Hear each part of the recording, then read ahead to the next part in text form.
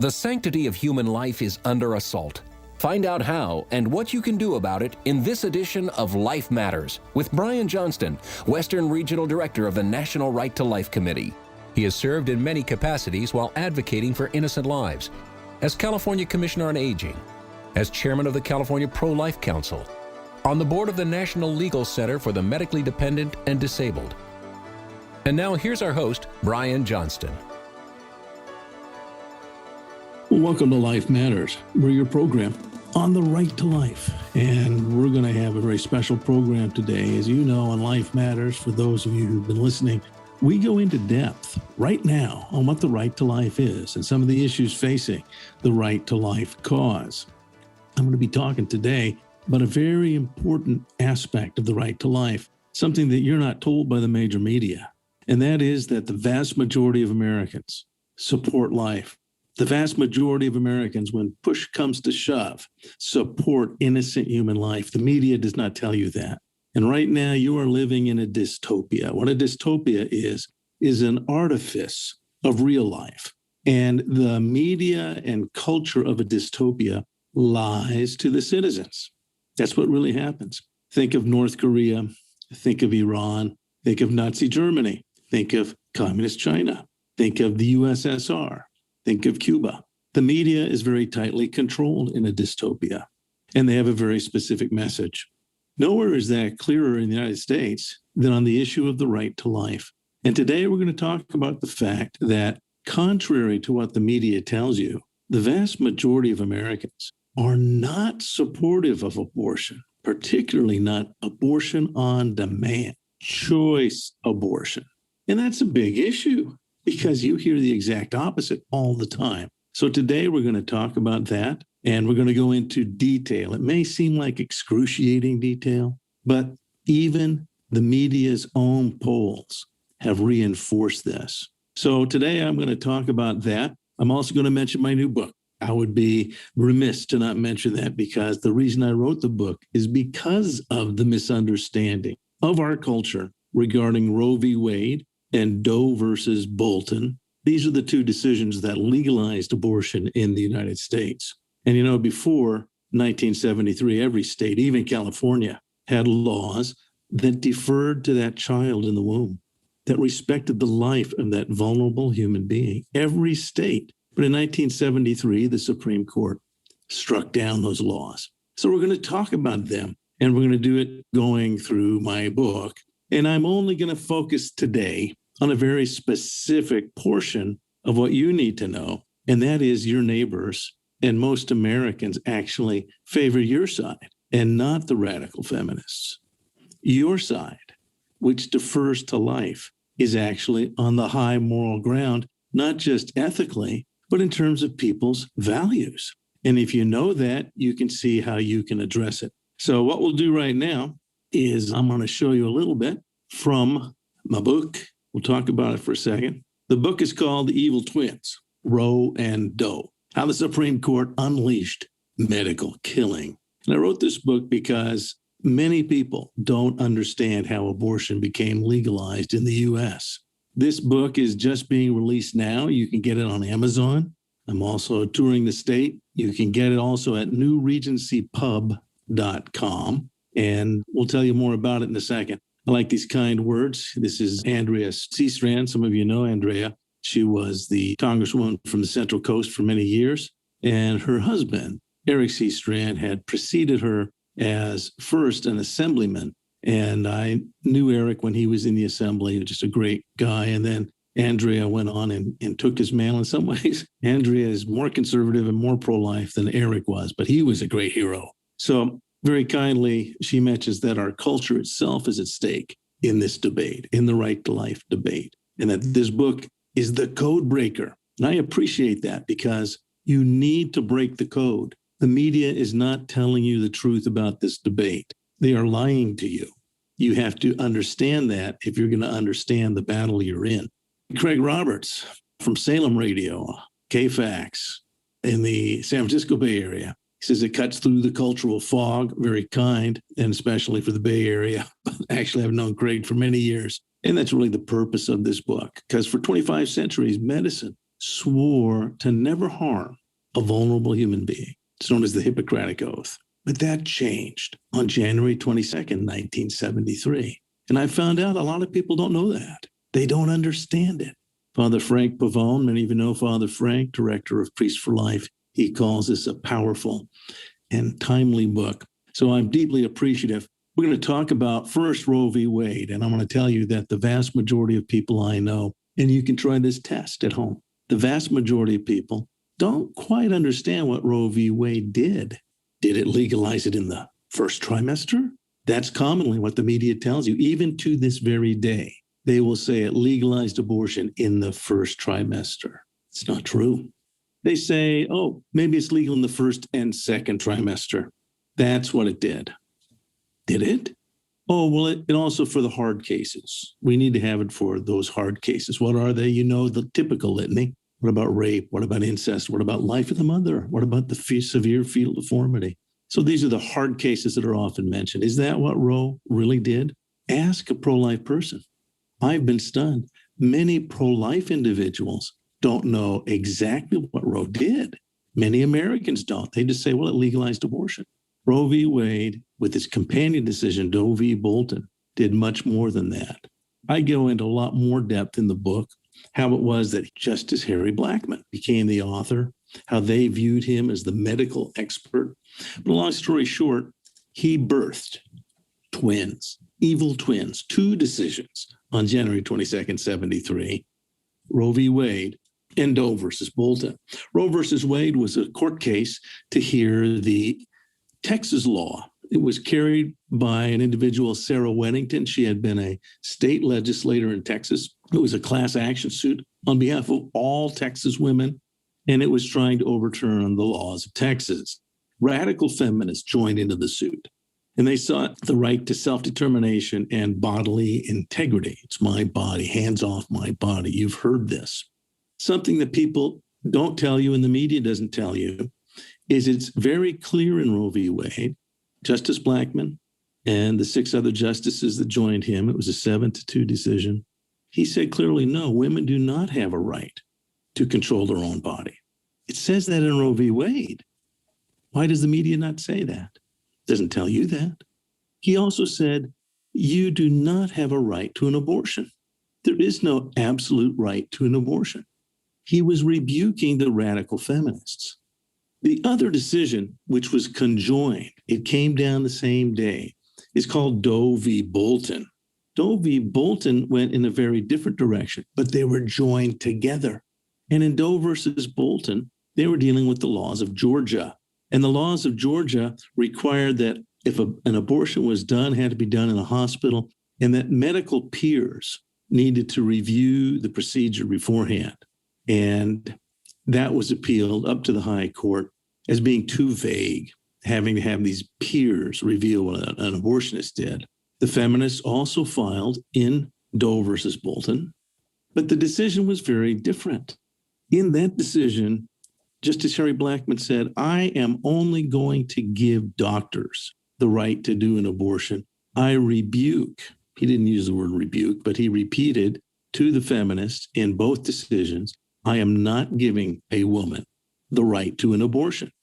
She has the right to consult with a medical professional, and it's only the medical professionals that can make this decision. I am empowering doctors alone to do abortions. This was an important distinction, as you're going to see, a very important distinction for a number of reasons. One is that it actually meant that the doctors who for 25 centuries have sworn to never harm a human being, they were now declared to be the official killers of these vulnerable human beings. The feminists didn't like this because they had to get permission. They wanted to be able to have an abortion whenever they wanted. If you're familiar with radical feminists, they want to be able to have abortions when they want it, and they want to be able to do their own abortions. One of the things that many people who have studied this issue point out is that Harry Blackmun said he didn't know when life begins. And that, of course, is a bit absurd, but this is how he worded it. This is what he said in Roe. We need not resolve the difficult question of when life begins. when those trained in the respective disciplines of medicine, philosophy, and theology, when they're unable to arrive at any consensus, the judiciary, at this point in the development of man's knowledge, is not in a position to speculate as to the answer. Wait a second. We know when life began. We've known that for a long time. Leonard Nielsen photos from 1965. These have been widely disseminated. And those photos, if you remember the Life magazine images, those Life magazine images actually were world famous. Those Life magazine images are considered the single most famous images in the world. The top 100 images has the Leonard Nielsen photos of life in the womb, 1965, as the number one image in human history. That's how powerful it is. He knew that this was a human life. He was pretending. And you're going to find out as we go into, if you get a chance to get the book, you're going to find out that all of Roe v. Wade, he was lying. And he admitted later that he was lying. That's very significant. So how did we get abortion on demand? Where has it come from? It actually came from the other decision. It actually came from Doe versus Bolton. And in Doe versus Bolton, he gave the actual power and authority to the physician to do an abortion at any time and in any way they wanted. I'm going to take a moment now to help you, another aspect of the book, but something you should know if you're pro-life. Language is being used against you. The media is turned against you. They want to misrepresent what's going on in the abortion industry in your own language, just as in North Korea, just as in any dystopia in Brave New World. In 1984, it was actually called Newspeak. And those of you now who are going through American civilization, you know about woke speak, where there's an intentional use of language to control what you do, to control how you think. But that's been going on for a while. And you need to realize that. When we come back, we're going to talk about that. We're going to talk about how you can take apart the language as it comes at you so that you understand exactly what you're dealing with. So we'll talk about the word choice, what it really means, how it's been used against you to twist you around and to twist around our understanding of public opinion. We'll be right back after this. You're listening to Life Matters.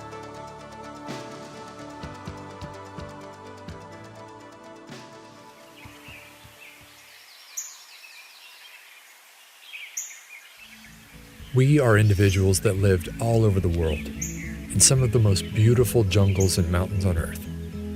We were there as missionaries, but we have also become coffee aficionados. Our travels have introduced us to the most delicious and extraordinary coffees we've ever tasted. Now we import those same beans, roast them fresh at your request, and fly these savory coffees directly to you. Winged Spur Coffee. You will taste that rich freshness, roasted at your command, then flown straight to your home. Winged Spur Coffee. Try the best coffee you've ever tasted. Go to wingedspurcoffee.com. That's wingedspurcoffee.com.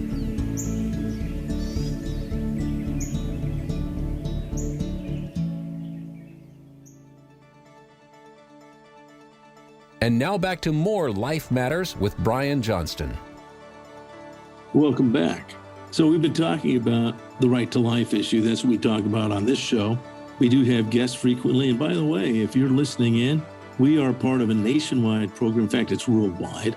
We're heard on stations across the U.S., many here in California. We're on 8 different California stations. We do focus on California issues because California is a cutting-edge state. And the Central Valley is very important to California's direction and history. As I'm sitting here right now, we've just qualified the recall of Governor Newsom. That's very significant. But I also want to say this on behalf of California Pro-Life Council, our sponsor, that right now we're going to keep our powder dry regarding who the replacement will be. There's still a ways to go. So I want to congratulate everyone who signed the recall, but the battle's not over.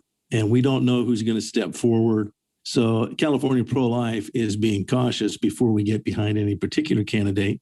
Let's find out who files and let's find out what goes on, because you already know this. that your political opponents don't play fair.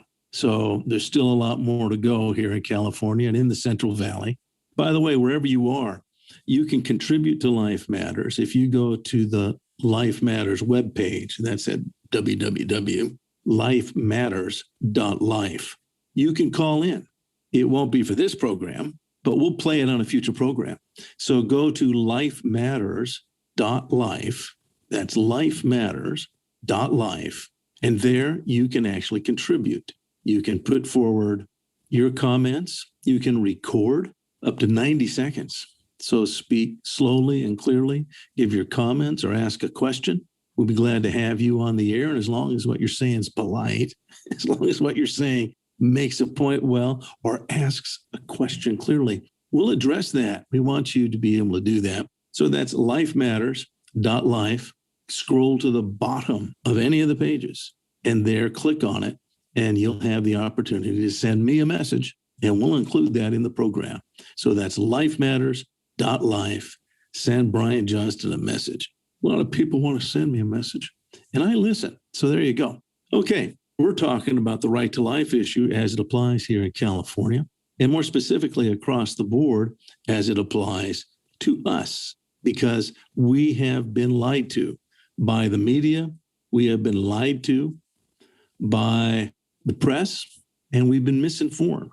And one of the ways they do that is language. I go into great depths in my book about language and how you have to take a handle on it and make sure you understand it. This is an easy one. The word is choice. You already know they lie about that. How come this is a word to choose something? It's the only verb I know of that doesn't take an object. It has changed its meaning now over time. Choice. A choice of what? I believe in school choice. I believe in my choice in what shoes I wear today. I believe in a lot of choices of specific things. So what's being chosen? Well, they don't use it that way anymore. This is now being used in a semantically different way, as you know. I hope you know that it's being used as a substitute noun. Choice is being used as a word itself, as a thing. It's what's known in semantics and language change. It's called reification. You can look that up, R-E-I, rei, thing in Latin. It's to thingify something, to make it a thing when it's not. Choice isn't a thing. It's a verb that typically takes, you might consider it a gerund of sort. It takes an object. What is it that's being chosen? Well, they drop any reference to that. It merely becomes a vague concept. And now it's become a noun. It's been reified. And with this substitute word, a person can be an advocate for a very grotesque act of dismembering a human baby. That's what it means, the action of dismembering a human baby. But they never have to talk about it. So now they're talking about something they don't even talk about because they use this word choice. Very important that you understand how that's being done. Choice also has other word meanings that's been applied to it. I want to go into these very quickly. Choice is referred to as abortion available only for the first trimester and only for the hard cases, which is the media's lying definition of Roe. That isn't what Roe v. Wade did, but they've lied to you. So they make it seem like it's only for difficult, narrow cases. She has to have that choice just in case, but then they'll change that meaning in mid-sentence.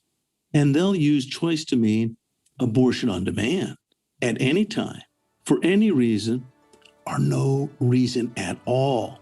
Just because I choose it. I choose not to bear this child. I demand that choice. And so they will use these two different meanings interchangeably, and they won't tell you when they change. When we come back, we're going to talk about that. Life Matters continues after this.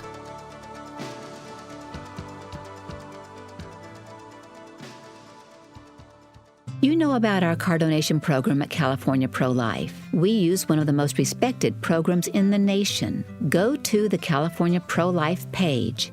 californiaprolife.org. Scroll to the bottom and click on Donate My Car. It's that easy. Did you know you can also donate any vehicle, boat, motorhome, or even personal property? If you are nearing retirement age, you can also get a tax deduction by earmarking a portion of your upcoming compulsory distributions from your 401k.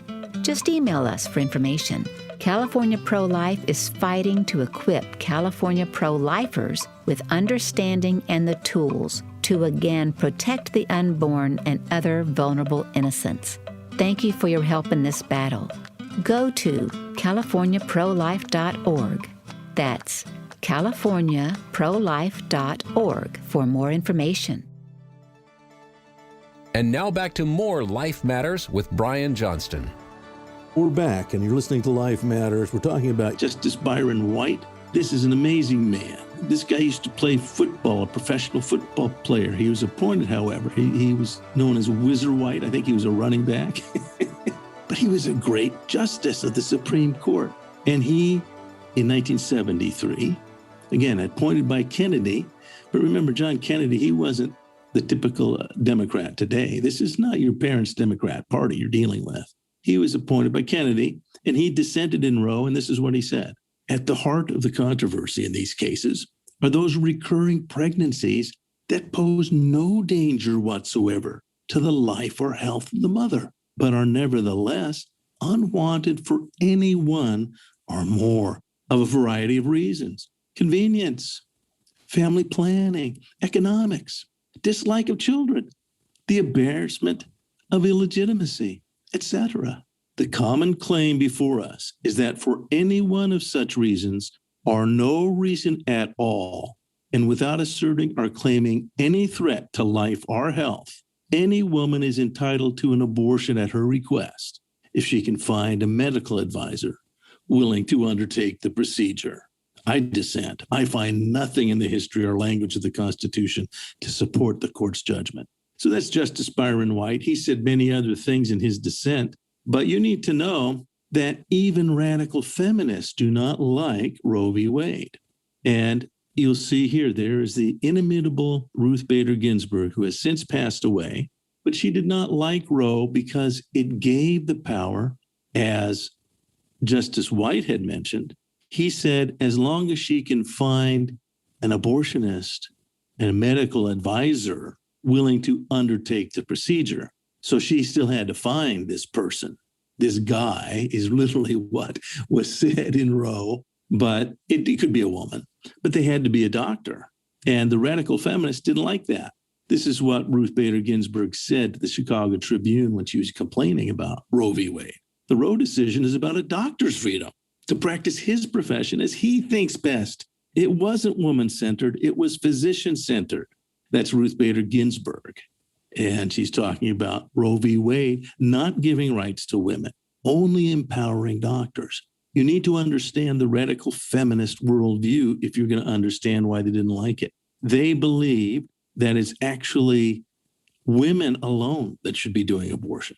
They believe that they had every right. And if you're familiar with their works, radical feminists, Our Bodies, Ourselves. It's an annual publication of the Boston Women's Health Collective. They teach women to do their own abortion. Places like Jane, a community called Jane in Chicago, but there's others. The Chico Feminist Women's Health Center. There's a Feminist Women's Health Center in Berkeley and in Santa Rosa, where I spent many years. These are radical feminists. They don't want doctors involved. They want complete control of their own life. The way they can escape the power of men is by killing babies. That gives them freedom. They aren't forced into motherhood. This summarizes radical feminism, and Ruth Bader Ginsburg epitomized that.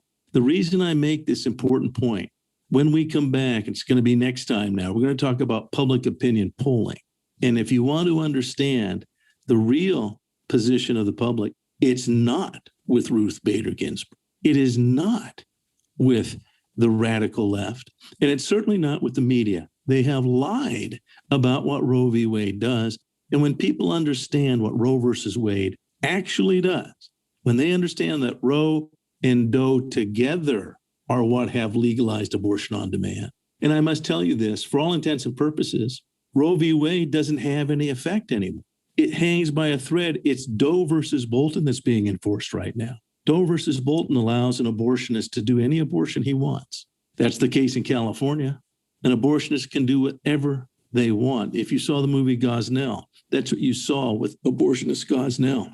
He did late-term abortions because he thought, well, I think it's appropriate. That's all that is necessary under Doe v. Bolton. So Roe v. Wade really, for all intents and purposes, isn't what's being enforced. It's Doe versus Bolton. And when you understand that, and when you can explain to your neighbors that this is abortion on demand for any reason or no reason at all, your neighbors don't agree with that. And when we come back in our next episode, we're going to go in depth into the polling, and we're going to take it apart. And I don't want to bore you with it, but you do need to think it through. I'm going to explain the nature of this polling. I'm going to explain the nature of what we're looking at as a nation and how you can start to change people's minds. Because the vast, vast majority of Americans do not agree. You're going to see these opinion polls. Here's one here. This is every year conducted by the Gallup News Organization, every year since 75. And just a quick overview, you can see there's 3 lines. Most of the time, when the media talks about abortion, they'll say, are you pro-life or are you pro-choice? And people answer, and they don't know what they mean by those words. In our next episode, I'm going to take these polls apart, and I'm going to demonstrate to you that the vast majority of Americans hate abortion on demand. They hate it. The vast majority of Americans will reluctantly tolerate some abortions, but they certainly won't tolerate late-term abortion. And they won't tolerate casual abortions. And that's what most abortions are. They're not done for any of the hard reasons. We're going to go in depth the next time we meet.